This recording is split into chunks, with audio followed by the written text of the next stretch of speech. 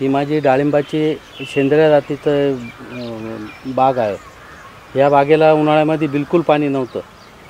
साधारण एक कमीत कमी दिवसाला 5 लिटर पाणी मिळेल एवढंच पाणी शिल्लक होतं माझ्याकडे। तरी मी बरंचसं विकतचं पाणी घेऊन वापरलं आणि त्याबरोबर UPLचं एक प्रॉडक्ट आलं आहे झेबा म्हणून, ते मी या डाळिंबासाठी वापरलेलं आहे। त्याचं काम त्यांनी पाणी धरून ठेवण्याची त्याची कॅपॅसिटी आहे आणि त्या झेबा प्रॉडक्टमुळे डाळिंबाला हळूहळू पाण्याची रिक्वायरमेंट जी लागत होती ती कमी पाण्यात दिली गेली आणि त्या झेबा प्रॉडक्ट इतकं चांगलं निघालं का आज हे माझं फळ डोळ्याला बघायला मिळतं का मी जे केलेला खर्च तो फिटला आहे।